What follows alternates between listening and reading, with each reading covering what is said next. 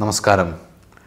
ഇന്ന് ജ്യോതിഷത്തിൻ്റെ അടിസ്ഥാന പ്രമാണങ്ങളെക്കുറിച്ച് നമ്മൾ ചർച്ച ചെയ്യുന്നത് ഈ പ്രപഞ്ചം 3 ഗുണങ്ങളിൽ ചേർത്ത് വെച്ചിരിക്കുന്നു. ഇന്നലെ നമ്മൾ പഞ്ചഭൂതാത്മകമായിട്ടുള്ള വിഷയങ്ങൾ കഴിഞ്ഞ ദിവസം നമ്മൾ പഠിച്ചു.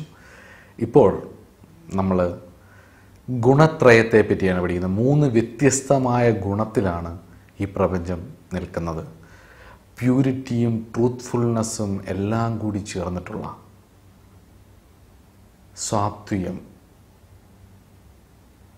സ്വാത്വികത എന്നൊക്കെ നമ്മൾ കേട്ടിട്ടുണ്ട്. സാത്വിക ഗുണമുള്ള ആളാണ് അയാൾ വളരെ സാത്വികനായ മനുഷ്യനാണ്. അതിന് കാരണം എന്താണ്? അവരുടെ തോട്ട് പ്രോസസ്സ് വളരെ പ്യൂരിറ്റി ഉള്ളതായിരിക്കും. എന്നാൽ ചില ആൾക്കാർ വളരെ ക്രിയേറ്റീവായിട്ടായിരിക്കും.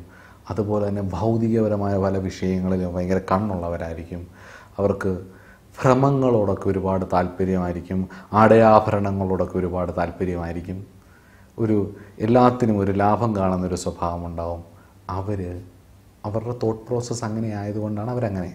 അത് രാജസികമാണ്, രജോ ഗുണം ആണ്. എന്നാൽ ചിലർ വളരെ ക്രൂരന്മാരായിരിക്കും, ഭയങ്കര മടിയന്മാരായിരിക്കും. അവർക്കും ഒരു ഉപകാരം അവർ ചെയ്യില്ല. അവർ മറ്റുള്ളവരെയും നന്നാവാൻ സമ്മതിക്കില്ല. ഒരു ടോക്സിക് ആറ്റിറ്റ്യൂഡ് എല്ലാത്തിലും വരുന്ന ഒരു രീതി, എല്ലാം ഒരു ഡിലേ ലെവലിൽ വരും. അതാണ് തമോ ഗുണം. ഇത് 3 എല്ലാവരിലും ഉണ്ട്.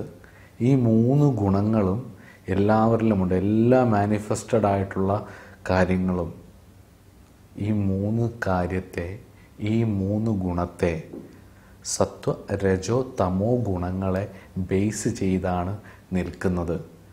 ഒരാൾ നല്ല വ്യക്തിയാണ് എന്ന് നമ്മൾ പറയുന്നത് അയാളുടെ തോട്ട് പ്രോസസ്സിനനുസരിച്ചാണ്. ഒരാൾ മോശം വ്യക്തിയാണ് എന്ന് പറയുന്നത് അവരുടെ തോട്ട് പ്രോസസ്സിനനുസരിച്ചാണ്. ഈ പ്രപഞ്ചത്തിൽ കാണുന്നതെല്ലാം സർവ്വതും മനുഷ്യൻ്റെ ചിന്തയുടെ ബാഹ്യാവിഷ്കാരമാണ്. ചിന്തയാണ് ആക്ഷനിലേക്ക് എത്തുന്നത്. ഉള്ളിൽ വിഷ്വലൈസ് ചെയ്ത കാര്യങ്ങളുടെ ബാഹ്യാവിഷ്കാരമാണ്, മാനിഫെസ്റ്റഡ് വേർഷനാണ് നമ്മുടെ ചുറ്റുപാടും കാണുന്നതെല്ലാം. ഞാൻ ഉപയോഗിക്കുന്ന ഈ ഷർട്ട്, ഈ മൈക്രോഫോൺസ്, ഈ ഉപയോഗിക്കുന്ന ക്യാമറ, നമ്മൾ ഈ കാണുന്ന ഇൻ്റർനെറ്റ്, മൊബൈൽ ഫോൺ എല്ലാം മനുഷ്യൻ്റെ ചിന്തകളുടെ ബാഹ്യാവിഷ്കാരമാണ്. അപ്പം നമ്മൾ ഒരാളുടെ ജാതകം കാണുമ്പം അയാളുടെ ചിന്ത ഇങ്ങനെയൊക്കെ പോകാം. അയാൾ വക്രനാണോ, അല്ലെങ്കിൽ രാജസികമായിട്ട് ചിന്തിക്കുന്നതാണോ, എല്ലാത്തിലും ലാഭം കാണുന്ന ആളാണോ, അയാൾ എങ്ങനെയൊക്കെ ചിന്തിക്കാൻ സാധ്യതയുള്ള ആളാണ്, അല്ലെങ്കിൽ എല്ലാത്തിനും ഒരു വക്രത കാണുന്ന ആളാണോ, അല്ലെങ്കിൽ എല്ലാത്തിനും ഒരു തരികിട ചിന്തിക്കുന്ന ആളാണോ, അല്ലെങ്കിൽ എല്ലാത്തിനും സാത്വികത ചിന്തിക്കുന്ന ആളാണോ, അല്ലെങ്കിൽ അയാൾ സാത്വികമായിട്ടുള്ള മനുഷ്യനാണോ, അല്ലെങ്കിൽ ഇത് രണ്ടും കൂടി ചേർന്നതാണോ, ഒരേ സമയം വക്രത ചിന്തിക്കുകയും ലാഭം ചിന്തിക്കുകയും ഒക്കെ ചെയ്യുന്നതിനോടൊപ്പം സാത്വികമായ ചിന്താഗതിയുള്ള ആളാണോ എന്നൊക്കെ എങ്ങനെ മനസ്സിലാക്കാം? ഗ്രഹങ്ങളെ മഹർഷിമാർ തരംതിരിച്ചിട്ട് ആ ഗ്രഹങ്ങളുടെ ബലത്തിനനുസരിച്ച് നമുക്കത് മനസ്സിലാക്കാം. ഒരാളുടെ ജാതകത്തിൽ വ്യാഴത്തിനും രവിക്കും ചന്ദ്രനും ബലമുണ്ടെങ്കിൽ അയാൾ സത്വഗുണമുള്ള ആളായിരിക്കും, സാത്വികനായ മനുഷ്യനായിരിക്കും. കാരണം ഈ 3 ഗ്രഹങ്ങൾക്കും പാപബന്ധമൊന്നും വരരുത്. ഇവിടെ രവി പാപനാണെന്ന് ചില പാപികൾ പറയും എന്നുള്ള പ്രമാണം നമുക്കിവിടെ ഉപയോഗിക്കാം. കാരണം ചില സ്ഥലങ്ങളിൽ രവി പൊതുവിൽ നൈസർഗികനായിട്ടൊരു പാപനാണെന്നാണ്, നിസർഗ പാപൻ എന്നാണ് പറയുന്നത്. എന്നാൽ പോലും ചില സ്ഥലങ്ങളിൽ രവിയെ സാത്വികനായിട്ടാണ് കാണുന്നത്. ഇവിടെ സാത്വഗ്രഹങ്ങളായിട്ടുള്ളത്, സാത്വികമായിട്ടുള്ള ഗ്രഹം എന്ന് പറയുന്നത് വ്യാഴവും രവിയും പക്ഷബലമുള്ള ചന്ദ്രനും. പക്ഷബലമില്ലെങ്കിലും ചന്ദ്രൻ സത്വഗുണമുള്ള പ്ലാനറ്റാണ്.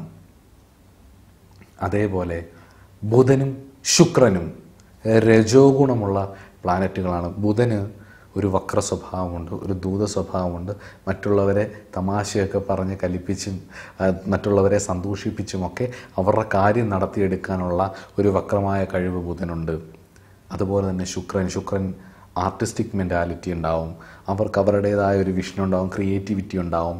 അപ്പോൾ എല്ലാം ഒരു ഒരു മെറ്റീരിയലായിട്ടുള്ള പർപ്പസിന് വേണ്ടിയിട്ട് കണ്ടമാനം തോട്ട് പ്രോസസ്സ് ഇവർക്കുണ്ടാവും. ശുക്രന് ഏറ്റവും ബലമുള്ള ആൾക്കാർക്ക് ഇങ്ങനെയൊരു രീതി കാണും. അവർ രജോ ഗുണപ്രദരാണ്. ഇനിയുള്ളത് ശനിയും ചൊവ്വയും രാഹു കേതുവുമാണ്. ഇവർ തമോ ഗുണ ഗ്രഹങ്ങളാണ്. എന്തുകൊണ്ടെന്നാൽ മടി, അലസത, അക്രമവാസന, അതേപോലെ നമ്മുടെ കൾച്ചറിന് നിരക്കാത്ത കാര്യങ്ങൾ ചെയ്യുക, ഇതെല്ലാം ഈ 4 ഗ്രഹങ്ങളുടെ ബന്ധം കാരണമാണ്. ഈ 4 ഗ്രഹങ്ങൾക്കാണ് കൂടുതൽ ബലം ഒരാളുടെ ജാതകത്തിൽ എങ്കിൽ അയാൾക്കൊരു അക്രമ സ്വഭാവം ഉണ്ടായിരിക്കും എന്നുള്ളതും കൂടി നമ്മൾ മനസ്സിലാക്കണം. അപ്പം ഗുരുവും രവിയും ചന്ദ്രനും സത്വഗുണമുള്ള ഗ്രഹമാണ്. ബുധനും ശുക്രനും രജോ ഗുണമുള്ള ഗ്രഹമാണ്. അതുപോലെ ശനിയും ചൊവ്വയും രാഹുവും കേതുവും തമോ ഗുണപ്രദമായിട്ടുള്ള ഗ്രഹങ്ങളാണ്.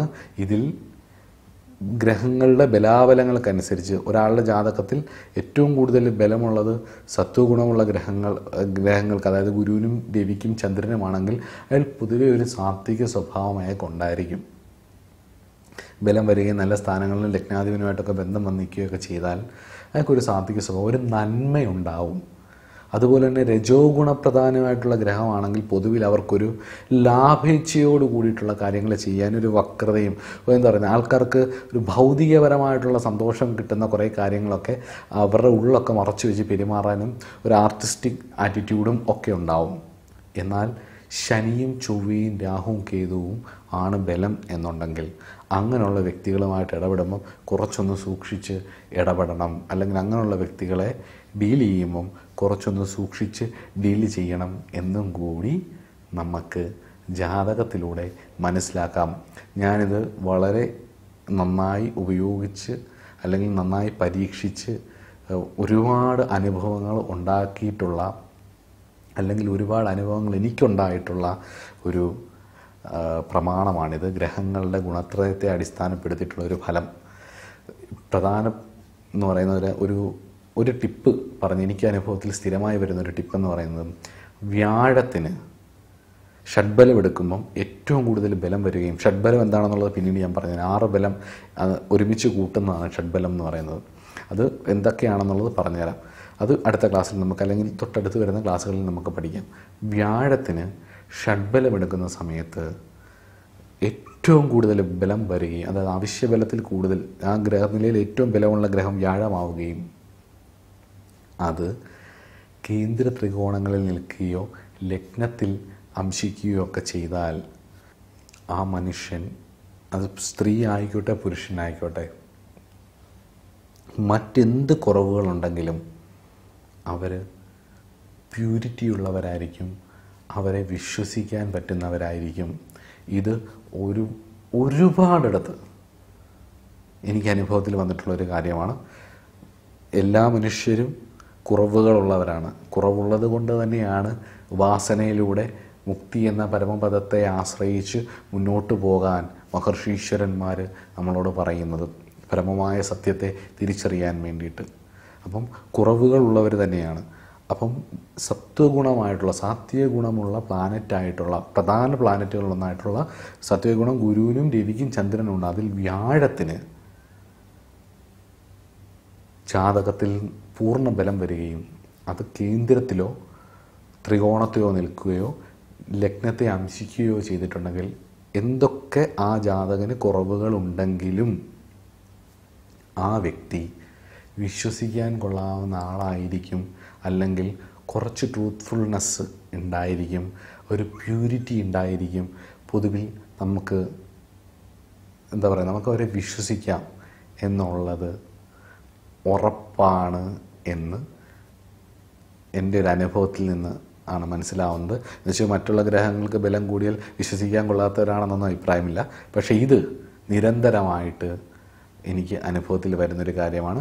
ഇത് ഒബ്സർവ് ചെയ്ത് നോക്കാനും ഇതിനെക്കുറിച്ച് കൂടുതലായി കാര്യങ്ങൾ പഠിക്കാനും നിങ്ങൾക്ക് ഞാൻ വിട്ടുതരുന്നു. അപ്പോൾ ഇന്നത്തെ ക്ലാസ് ഒരു നല്ല വിഷയമായിരുന്നു. എൻ്റെ ഒരു അനുഭവം നിങ്ങളോട് പങ്കുവെക്കാൻ കഴിഞ്ഞു എന്നുള്ള സന്തോഷത്തിൽ തൽക്കാലം ഇന്ന് ഞാൻ വിട പറയുന്നു. അടുത്ത ആഴ്ച ഇതിലും കൂടുതൽ നമുക്ക് ടിപ്പുകൾ തരുന്ന പുതിയൊരു ജ്യോതിഷത്തിൻ്റെ വിഷയവുമായി കണ്ടെത്താം. അത് അടിസ്ഥാന വിഷയങ്ങളാണ്. അത് പഠിച്ച ശേഷമേ ഞാൻ ഗ്രഹങ്ങളുടെ കാരകത്വത്തിലേക്കും ഭാവത്തിലേക്കും ദശാചിന്തയിലേക്കും നക്ഷത്രചിന്തയിലേക്കും ഒക്കെ പോകത്തുള്ളൂ. കാരണം ആ സമയത്ത് എനിക്ക് വേഗം പറഞ്ഞു പോകണമെങ്കിൽ ഇത് ഒക്കെ നിങ്ങൾ അറിഞ്ഞിരിക്കണം. ഓക്കെ, എനിക്കറിയാം നിങ്ങൾ പഠിക്കും എന്നുള്ളത്. എന്നെക്കാട്ടിലും കൂടുതൽ ജിജ്ഞാസ നിങ്ങൾക്കാണ് എന്നറിയാം. അപ്പം അടുത്ത ആഴ്ച കാണും വരെ നമസ്കാരം.